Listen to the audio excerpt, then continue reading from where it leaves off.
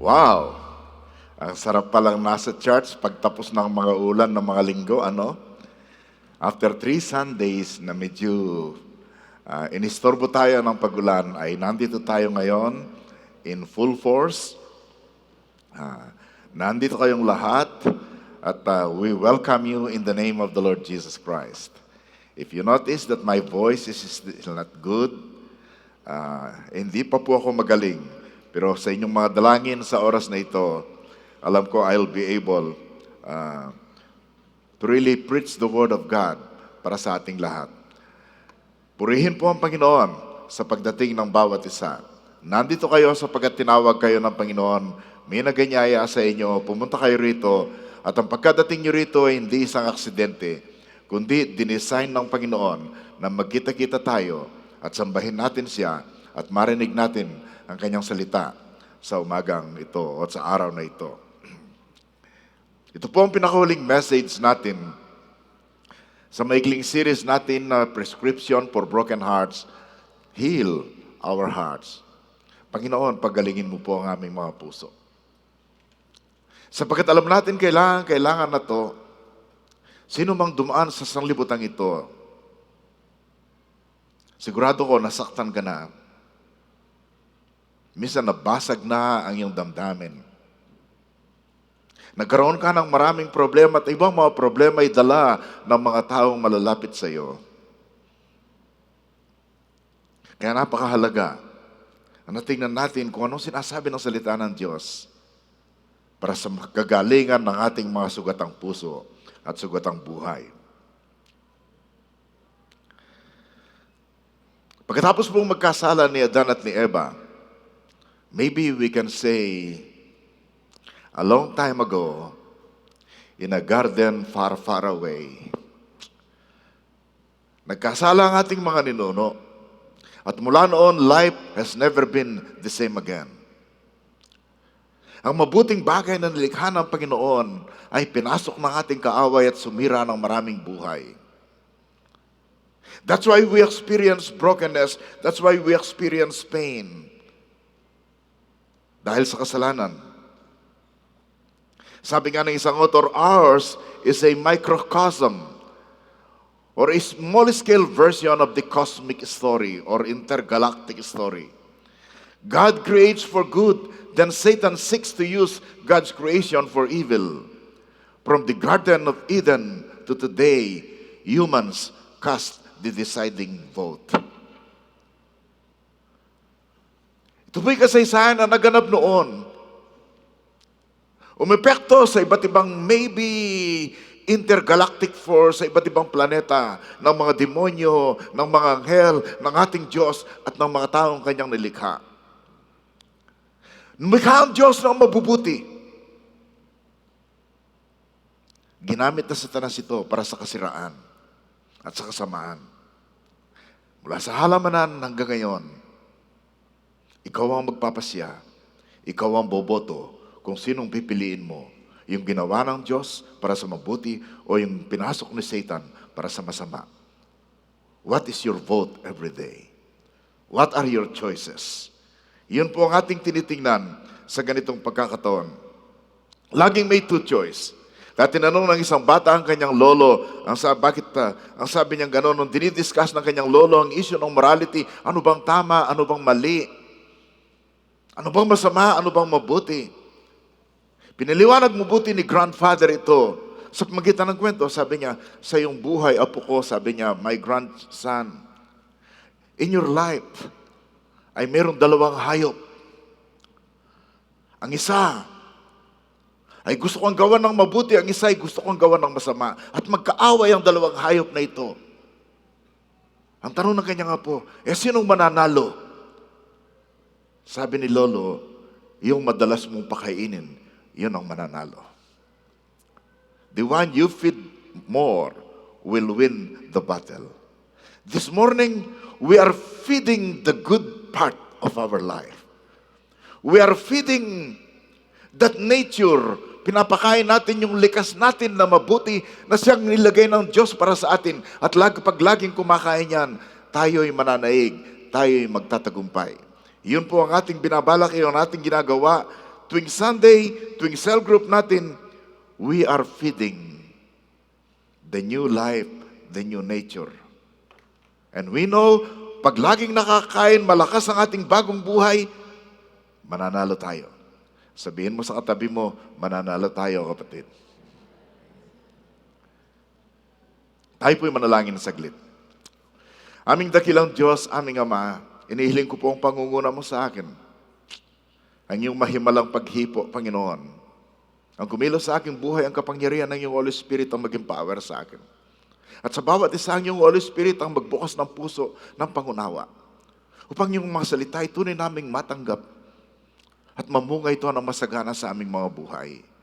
Kami nagkukubli sa kapangyarihan ng dugong nabuhos sa krus ng Kalbaryo. Alam namin sa kapangyarihan ng dugo ni Jesus, walang magagawa ang aming kaaway. At ngayon pa, Panginoon, maging maingat kami sa pagbabalik sa iyo ng lahat ng kapangyarihan, kaluwalhatian at karangalan. In Jesus' name. In Jesus' name. Amen and amen.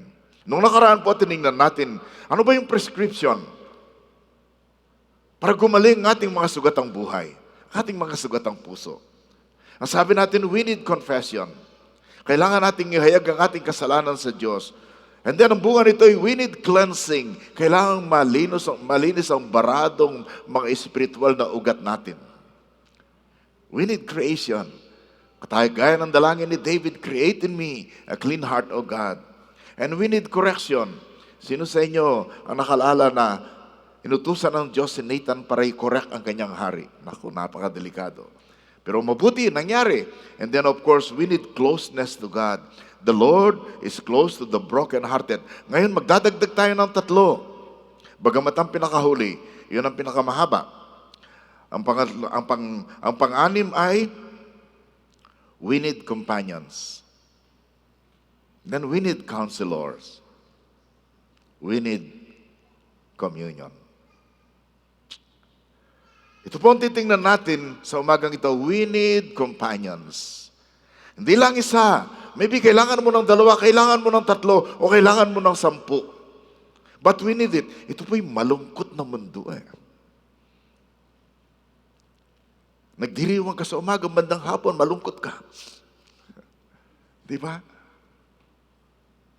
Ang hirap naman na naglalakbay sa mundong itong nag-iisa. So dapat lagi kang may kasama, at pag may kasama ka, kailangan meron kayong covenant na walang iwanan. At walang palipat-lipat ng samahan. Amen? Amen. Sabi natin nung nakaraan, bawat isang alagad ng Panginoon, bawat isang disciple, kailangan niya ng isang Paul, kailangan niya ng isang Timothy, kailangan niya ng isang Barnabas. Isang Paul na tinitinoy niyang magtuturo sa kanya. Isang Timothy na sinisimulan na niyang i-disciple sa Panginoon para pagkatapos ng buhay mo, merong susunod. Hindi mamamatay ang preaching of the gospel sa iyong generation. But we will commit it to the next. At kailangan natin ng mga Barnabas, yung kaagapay natin. Yung sasabihin sa iyo, sa gitna ng mga problema, I'm here to encourage you. That's si Barnabas. Sa Mark chapter 2, meron pong isang kwento na I'm sure many of you have already read, but this is only a review for some of us. Sa Mark chapter 2. Ito po'y kwento ng ating Panginoong Yesus nung siya bumalik sa Capernaum. Pagdating niya sa isang bahay, naku, kumalat ang matitinding balita ng miracle worker ay nandun sa bahay na yon. At ang resulta, the news spread quickly that he was back home. Soon, the house where he was staying was so packed with visitors. Kailan kaya natin mararanasan ng ating church? The services are so packed with people. Nasasabihin natin, we need 3 services. Di ba? Pumalakpak nga tayo sa Panginoon.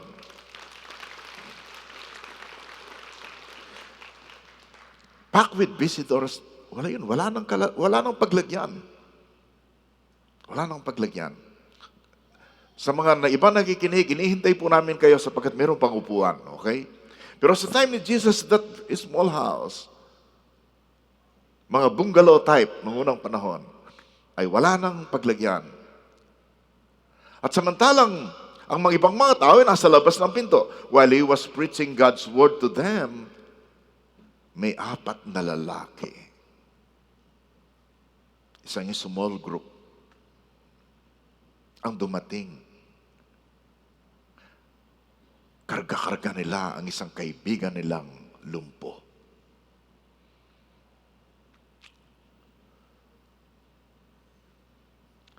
Nung dumating sila sa bahay, hindi nila makita ang bahay, nakita lang nila puro tao. Pagtingin sa pinto, wala nang pinto.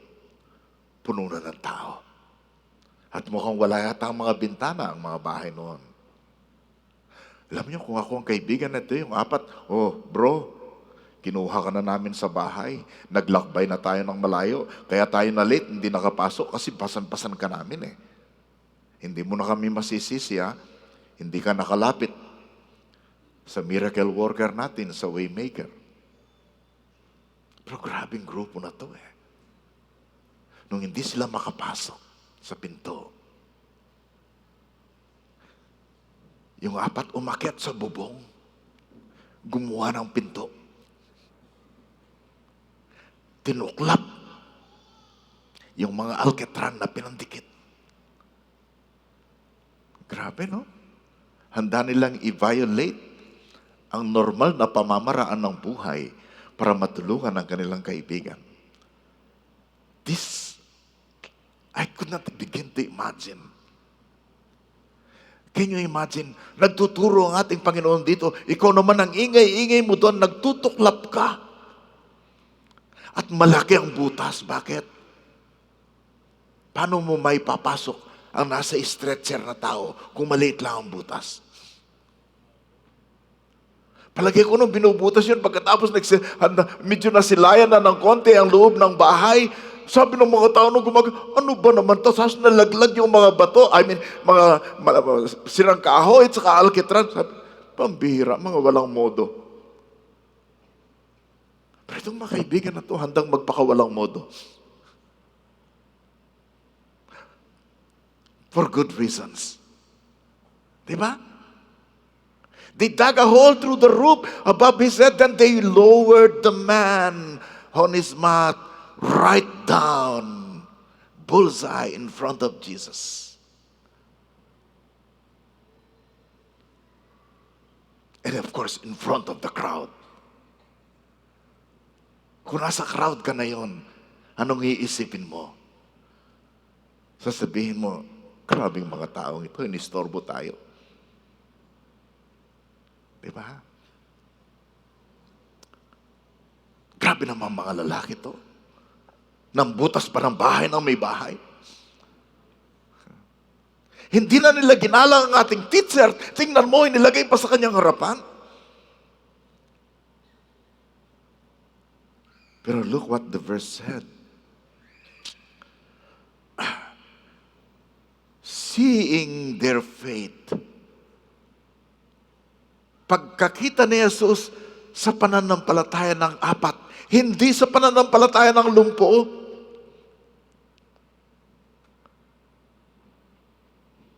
Walang binanggit sa pananampalataya ng lumpo. Ang binanggit yung pananampalataya ng 4 na kay small group.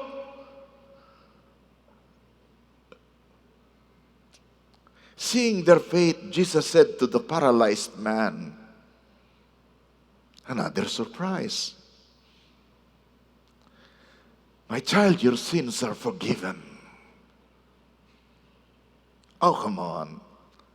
Kung kayong mga nandoon, kung kayo yung 4 sasabihin, come on, lumpong kaibigan namin. Ang gusto mong sabihin mo, ang gusto kong sabihin ninyo ay, pinapagaling kita. Hindi, ang sinabi mo ay, your sins are forgiven. Of course, that stirred the anger of the Pharisees and other people. Bakit naman? Sino ba siya? Hindi ba Diyos lang ang pwedeng magpatawad? Abay, blasphemy yan. Of course, sinagot sila ng Panginoong Jesus, as you know this story. Para malaman ninyo na ang anak ng tao ay pwedeng magpatawad ng kasalanan. Alin bang mas mahirap? Ang sabihin, pinatatawad ko ang kasalanan mo, o sabihin ko sa lumpo na tumayo ka at ikaw ay lumakad? And right there and there, sinabihan ang Panginoon ng lumpo, I command you, sabi niya ganon, you stand up, take up your mat, and walk. At hindi lang tumayo, ang sabi ng kwento, siya lumukso. Grabe. Lumpo. Sa harap nila. Alam mo, pag lumpo ka, of course you don't know, di ba? Alam niyo, pag lumpo ka, at matagal mo nang hindi nagagamit ang iyong mga paang, iyong mga muscles, liliit po yan mula dito.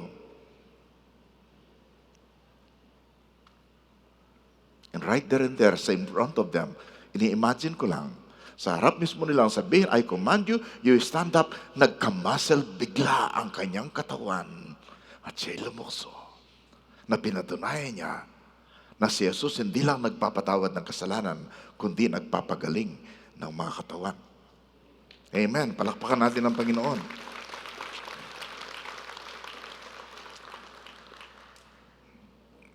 Gusto kong i-highlight sa inyo, kung meron kayong kaibigan na hindi kasing tatag na inyong pananampalataya at may problema siya, marami ka pa rin magagawa sa pag ikaw ay may pananampalataya. Seeing their faith, di ba? You need a group of or a company to help you. Okay, you need a group of people or a company to help you and who will believe the Lord on your behalf.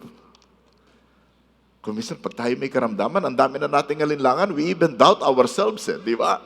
But you need people who will believe God for you. A group who will not give up on you when you are a burden. Yung hindi sila mag-give up. Grabe naman, ang hirap naman. Pasaanin naman itong kasama natin ito. Di ba? Ang hirap dalhin. Tapos, people who will help you, even you are the person who will slow them down. Ikaw ang dahilan kung bakit mabagal ang kilos Ikaw ay pasanin. O nasa season ka ng buhay mo, nasa halip ikaw ay magbigay, puro ka lang tumatanggap. Pag high school ka pa lang at saka college, tapos walang trabaho, walang ganong kita, nabubuhay ka sa biyaya. Grace talaga, diba? You keep on receiving pero you're not able to give. But you need them to carry you and later on to help you carry on other people as well. You need companions. You need companions. Why do we need a company? Why do we need a small group? It is for safety. Para maging ligtas ang ating paglalakbay sa mundong ito. Ang hirap naman nag-iisa kung ikaw ay naglalakad sa dilim tapos hindi ka pamilyar sa lugar. Di ba? Pero pag may kasama ka, medyo napapanatag ka ng konti. Okay, medyo madilim. Okay, maraming liko-liko. Pero magkasama naman tayo At least, di ba? Pag may problema, pwede kayong maghawakan ng kamay. Sa halip na lumusong kayo, sasabihin, takbo na kapatid. Magkasama pa rin kayong tumakbo. Di ba? And it's for support. It's for support. Sabi nga nila, ang buhay hindi 100-meter dash. It's a marathon. Ang bigat, ang layo, nakakapagod ang paglalakbay. Masarap pag may kasama ka na supportive sa iyo and you will support one another. Pray na inyong grupo ay maging supportive sa bawat isa sa inyo. Ang sabi po ng Proverbs 17:17, a friend loves at all times, and a brother is born for adversity. Ito yata yung verse na kinuot ni Chanda sa birthday ng kanyang bestie, di ba? A friend loves at all times. Parang talagang ibinigay ni Lord yan, pinanganak yan sa panahon ng mga problema. Pag iniwan ka dahil may problema ka, hindi yan friend, di ba? Hindi yan friend. Sabihin mo nga sa katabi mo, hindi kita iiwanan.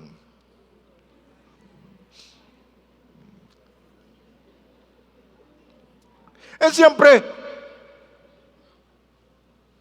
pipiliin din natin yung ating mga kaibigan at kasama. Kasi may mga kaibigan na talagang tutulungan ka kahit anong mangyari, hindi ka iiwanan. At papayuan ka ng mga maka-Diyos na payo, pero may mga kaibigan na dadalhin ka sama-sama. Kaya sabi ni Apostol Pablo sa 1 Corinthians 15:30, sabi niya ganun, do not be misled. Bad company corrupts good character. Huwag kayong padaya. Ang masamang pakikisama ay sumisira ng mabuting pag-uugali. Piliin ninyo, mga kapatid. Some people will not help you. Some people will not help you. Maybe you need that small group in our church. Consider your church a family. Ang sabi ni Rick Warren, sabi niya, hindi lang yan very for support, hindi lang yan para sa safety. Having friends, having a small group is smart. Kasi limbawa, pag nagmamali ka, lumalakad ka sa maling direksyon, magpapatuloy ka kung walang magsasabi, ay mali ang pinupuntahan natin, kaibigan. Di ba? At doon tayo pupunta po sa pangalawa. Not only that we need companions, but we need a counselor, or we need counselors. Kailangan natin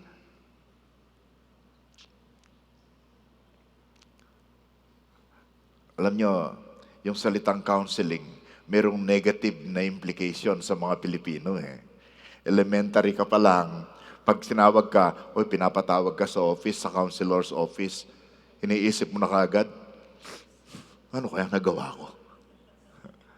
Di ba? Negative siya Pero alam ba nyo, in modern culture and even in the West, pag may problema sila, they seek a counselor. Sapagkat may training sila, may karanasan, lalong-lalo na kung ang counselor mo ay alam ang salita ng Panginoon. Sabi po sa Proverbs 15:22, plans fail for lack of counsel, but with many advisors, they succeed. Di ba? Ang daming mga plano na nabibigo dahil wala kang ibang tagapayo. Pero pag marami kang tagapayo, magtatagumpay ka. They will be established and you will not be disappointed. Marami pong mga verses na nagsasabi nito, huwag ka lang magtiwala sa sarili mong diskarte, sa iyong intuition, sa iyong sariling perception. Of course, pipiliin mo ang advisors mo, di ba? Ang daming mga example sa Bible, pinili nila maling advisor, nasira ang kaharian ng Diyos. Nasira ang Israel. Remember, human beings are fallible. Tayo po ay nagkakamali. Hindi perfect ang ating idea, hindi perfect po ang ating pananaw. Human beings make mistakes. No one gets it 100% right all at the same time. The wisest and most godly among us are still subject to human errors. Inihahanda mo lang ang sarili mo para sa disappointment pag hindi ka pumili ng mga marurunong at maka-Diyos na mga counselors. Proverbs 11:14 ay dinagdagang ganito, where there is no guidance, the people fall. But in the abundance of counselors, there is victory. There is victory when you have many counselors, kaibigan. Kailangan piliin mo na yan. May kasama ka na magbibigay sa iyo ng payo, magre-remind sa iyo ng salita ng Panginoon. You are guaranteed of victory. Without it, sigurado, babagsak ka. Babagsak ka. Proverbs 27:9. Hindi ko alam bakit nasa Proverbs ito Oil and perfume make the heart glad. Di ba? Pag naglangis ka, pagkatapos nag-perfume ka, parang kumikislap pati mata. Di ba? Parang napakaganda ng pagkaka-makeup mo kung babae ka. Pero, kinompare, sabi niya, a man's counsel is sweet to his friend. Ang payo ng isang tunay na kaibigan na marunong ay napakatamis para sa kanyang kaibigan.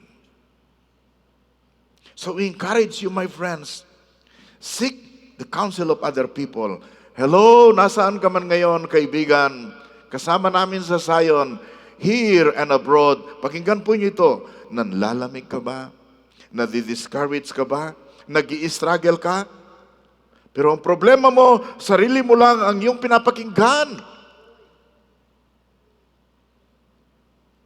Pag ganyan ang mangyayari, garantisado disappointment and disaster.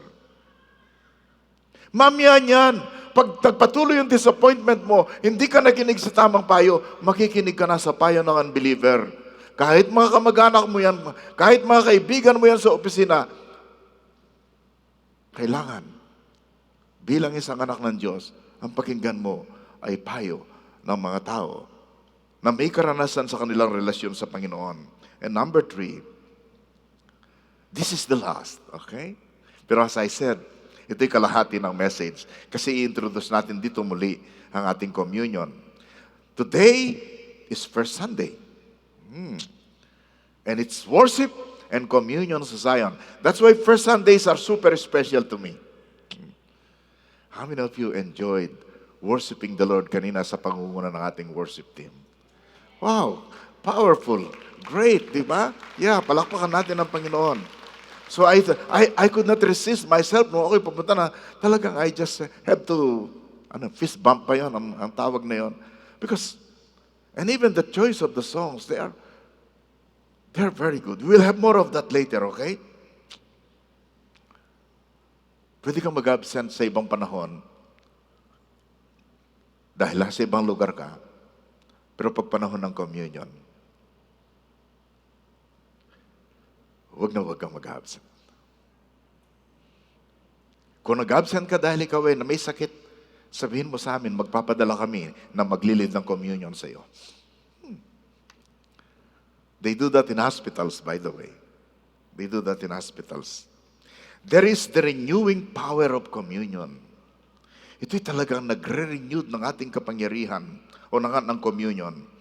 Ano yung power na yun, nire-renew ng communion? The power in remembering the Lord and Savior, Jesus Christ. The power in renewing our covenant. The power in renewing our commission to make disciples. Maliwanag yun sa 1 Corinthians 11. Kaibigan, if you ignore worship, if you ignore communion, mawawala sa iyo yung renewal, manlalata ka, hindi mo mararanasan ang kapangyarihan ng Panginoon. When you don't participate in communion, you're saying, I don't believe in our covenant. I don't believe in the Great Commission. I don't want to remember what Jesus has done. But when you participate, you're telling one another, you're telling the world, Lord, I believe in what you have done on the cross of Calvary. Lord, I believe in our covenant. Lord, I believe in the Great Commission. That's what we do during communion. And more than that, the power of the blood of Jesus in communion. The power of the blood of Jesus in communion. Communion is experiencing the blood of the Lord Jesus. Sabi ng French philosopher na si Voltaire at saka ng former American President si John Adams, sabi niya, Christianity is a bloody religion. Kung babasahin mo Old Testament nga naman, ang daming pinatay, di ba? And then kung babasahin mo Old Testament, yung paghahandog nila, ang daming itinigis na dugo ng hayop. And then iniisip nila, nung si Kristo namatay sa krus ng Kalbaryo, dumanak ang kanyang dugo. Sabi niya, it's bloody. Pero para sa atin, makapangyarihan ito. Dahil sa maraming bagay. Nais kong i-highlight ang ilang kapangyarihan ng dugo ng ating Panginoon Yesus para sa ating healing. Number 1, we receive access to God in worship and prayer.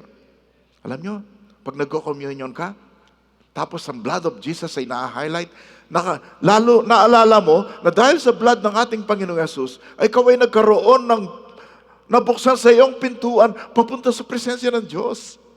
Anytime, any day, anywhere, you can enter the presence of God. Anong sabi ng verse na yon? We have confidence to enter the holy places by the blood of Jesus. Kung hindi lang sa kapangyarihan ng dugo ng ating Panginoon Yesus, sino bang makakalapit sa ating Panginoon Yesus? Pinaghiwalay tayo ng kasalanan, di ba? Naging kalaban tayo ng Diyos. Pero dahil natigis ang dugo ng ating Panginoon Yesus, na-satisfied ang justice ng Panginoon, ang kanyang kabanalan, bawat isa sa inyong nanampalataya sa ating Panginoon Yesus, Pwede na kayong lumapit anytime. You don't need a pastor. You don't need a priest. You don't need another religious leader para ikaw ay makalapit sa Diyos. Pag ikaw ay tumanggap na sa ating Panginoong Yesus, kinikilala mo ang kapangyarihan ng kanyang dugo, anytime, pwede kang lumapit sa presensya ng ating Panginoon. Palakpakan natin siya. And then we receive the forgiveness of our sins. By the power of the blood of Jesus, natanggap natin ang kapatawaran sa ating kasalanan. In Him, ang sabi po sa Ephesians 1:7, in Him, we have redemption through His blood. Tinubos tayo sa pamagitan ng kanyang dugo. The forgiveness of sins, according to the riches of His grace. Kaibigan, to ignore communion is to ignore the blood of Jesus. To ignore the blood of Jesus is to forget ang pagkatubos mo sa kasalanan at ang pagkapatawaran na ating natanggap sa ginawa ng ating Panginoon Yesus. Sabihin mo sa katabi mo, let's not forget communion. Number 3, we have our consciences cleared. Nalinis ang ating konsyensya, ang ating budhi. Alam mo, pag nabuhay ka ng matagal sa mundo at sa kasalanan, kumisan ang mga words ay may ibang kahulugan sa iyo eh. Kahit malinis ang sinabi ng isang tao, ikaw ay merong malisya. Kahit malinis ang pinatutukuyan ng isang tao, sa iyo parang marumi ang iniisip mo.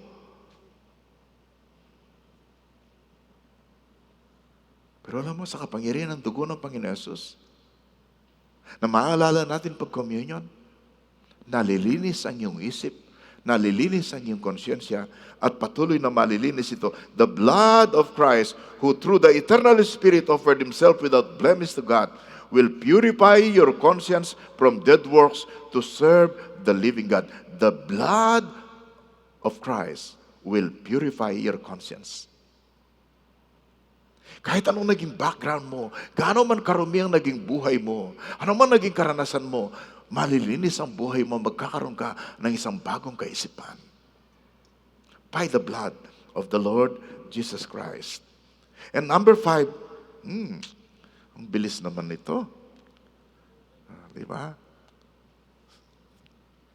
We are able to conquer Satan, the accuser of our brothers and sisters. Sa magitan ng dugo ng ating Panginoon Yesus, pwede tayong magtagumpay sa paninira, pagbibintang, pagwasak ng ating kaaway na Satanas. Satan is the father of lies. He masters deception. Okay? Si Satanas ang dahilan kung bakit nagkaganito tayo. Satanas ang dahilan kung bakit nabulag ang paningin at pananiwala ng ibang mga tao nang hirap nilang kausap. Si Satanas ang kikilos sa bandang huling kasaysayan ng sanglibutan sa panahon ni Antichrist para sirain ang sanglibutan. Pero may panlaban tayo. May sandata tayo. Di ba? Anong sabi sa Revelation 12:11? Let's read this all together. 1, 2, read. And they have conquered him, or Satan, by the blood of the Lamb, and by the word of their testimony, for they love not their lives even unto death. They conquered Satan by the blood of the Lamb. Araw-araw kahit ngayon, si Satan ay pwedeng mag-appear sa harap ng Diyos. Oh, sabi niya, kilala ko yung disciple mong yan. Kung kilala ko yan, pag anong gawa niya sa bahay. Lagi nagbibintang yan. Kaya kung kayo may bintang sa ibang kapatid, huwag na lang yung samahan sa Satanas, okay? Kaya niyang gawin yon. Okay? Pero, by the blood of the Lord Jesus, we shall win the battle over the enemy. Tayo po'y magtatagumpay laban sa Satanas sa kanyang kasiraan na binabalak para sa atin at sa ating kapamilya at sa sanglibutan. And not only that we can conquer, we can also have protection by the blood of the Lord Jesus. Di ba? Natatandaan nyo? Nung pagkatapos ng siyam na judgment na himala ng Panginoon sa Egypt, Hindi pa rin pumayag si Paraon na palayaan ang mga Hudyo. Kaya sabi ng Panginoon, this is the final judgment. Papatayin ko ang lahat ng panganay sa buong Egypt, panganay na hayop, panganay na miyembro ng pamilya. Pero sabi ng Panginoon, pagdaan ko sa mga bahay ng mga Israelita, pag nakita ko ang dugo ng lamb, ng kordero, sa hamban ng kanilang mga pintuan, lalampas ako. I will pass over. Walang mamamatay sa bahay na yon.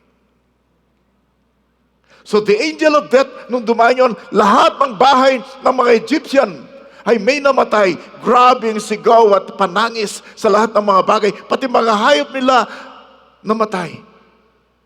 Pero kahit isang tao, walang namatay sa bahay ng mga Hudyo. Dahil nung dumaan ang angel of death, nakita yung dugo ng kordero. He saw the blood of the Lamb. And we know who is the Lamb of God that takes away the sins of the world.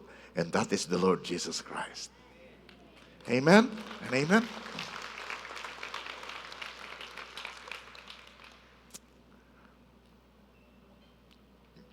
Of course, we are also being saved from a sinful way of life dahil by the blood of the Lord Jesus.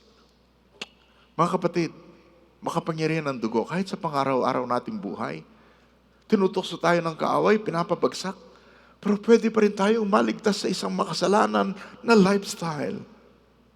By the blood of Jesus. Mapapansin siguro nyo, yung ibang mga leader ninyo rito, pag sila nag-pray, I pray for the covering of the blood of Jesus. I pray for the covering of the blood of Jesus. You were ransomed from the futile ways inherited from your forefathers. You were ransomed. Kaya tinubos mula sa isang walang kwentang pamumuhay na namana natin sa ating mga nuno. Hindi sa pamagitan ng mga nasisirang mga bagay tulad ng ginto at pilak, but with the precious blood of Jesus. Kaibigan, kayo'y tinubos with the precious blood of Jesus. Hindi sa pamagitan ng ginto. Hindi sa pamagitan ng anumang kayamanan. It's by the precious blood of Jesus na natubos tayo mula sa ating mga kasalanan at naging bahagi tayo ng kaharian ng Diyos. Ang pampito, by the way, we are healed by the blood of Jesus. Tayo'y napapagaling, pinagaling sa pamagitan ng dugo ng ating Panginoong Yesus. Amen? I want you to listen to this very carefully. Ang sabi po sa Isaiah 53, ang ating Panginoong Yesus ay sinibat sa pamagitan ng ating mga pagsalangsang o dahil sa ating pagsalangsang. Nabasag siya dahil sa ating kasalanan. The punishment that brought us peace was on Him. And read that highlighted one. And by His wounds, we are healed. Sa pamagitan ng kanyang mga sugat, sa pamagitan ng kanyang mga latay, tayo'y pinagaling. Amen? May kagalingan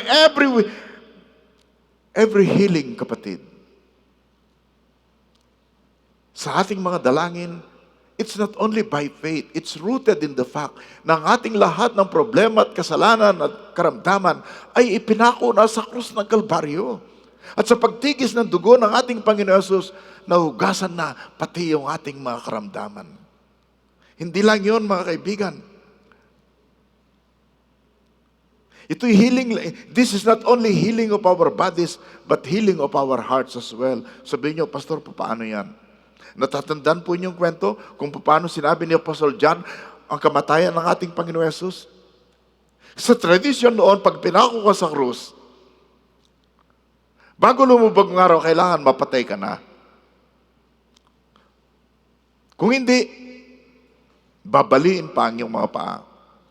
Pero paglapit ng mga sundalo sa ating Panginoon Yesus, sabi na huwag na nating paluin. Patay na siya. Ang ginawa ng isang sundalo ay sinibat ang kanyang tagiliran. At lumabas ay hindi lang dugo, may kahalong tubig. What did the verse say? Sabi niya, but when they came to Jesus, they saw that he was already dead, and they did not break his legs. One of the soldiers, however, pierced his side with a spear, and immediately blood and water flowed out. Alam mo, sabi ng ibang mga nag-aral nito, pag sa isang tao daw lumabas ang dugo kasama ng tubig, ang ibig sabihin, sumabog pati kanyang puso. Literally, nadurog ang puso ng Panginoon para sa iyo at para sa akin.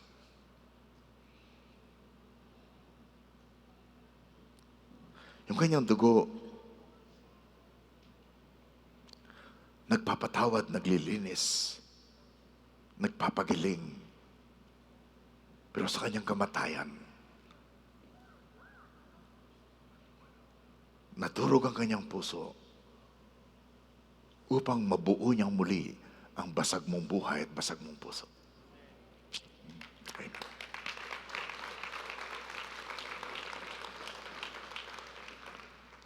When you take communion,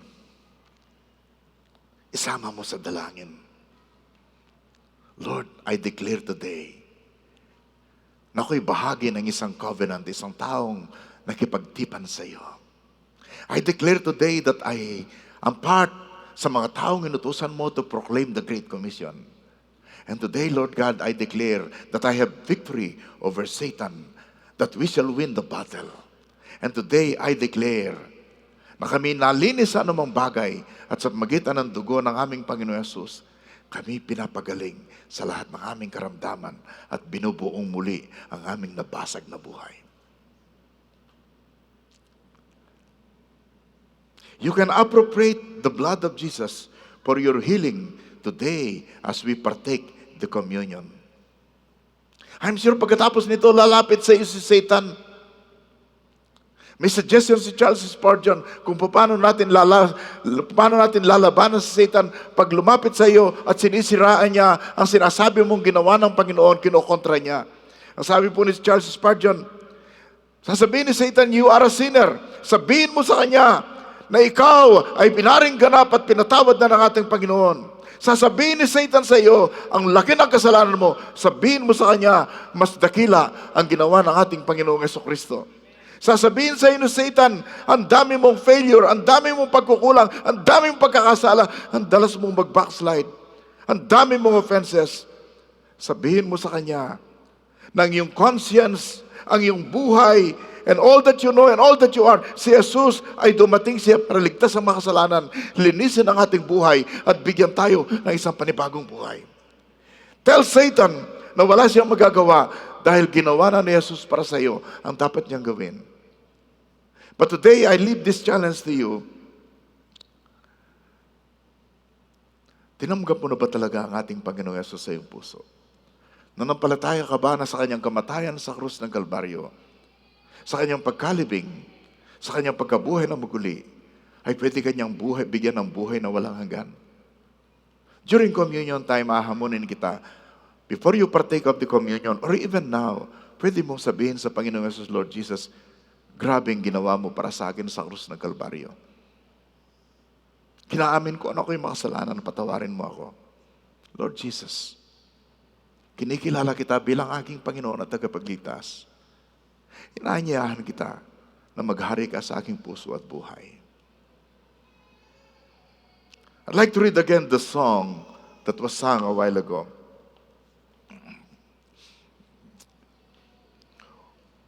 What can wash away my sin? Nothing but the blood of Jesus.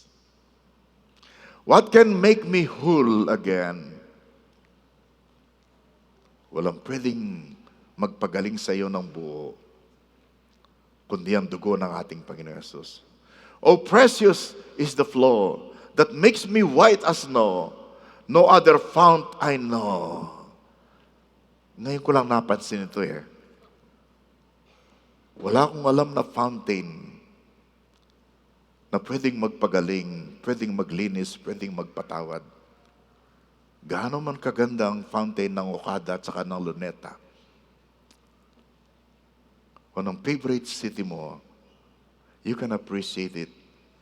But only the flowing of the blood of Jesus can save, forgive, cleanse, and make us whole again. Can we stand as we pray together?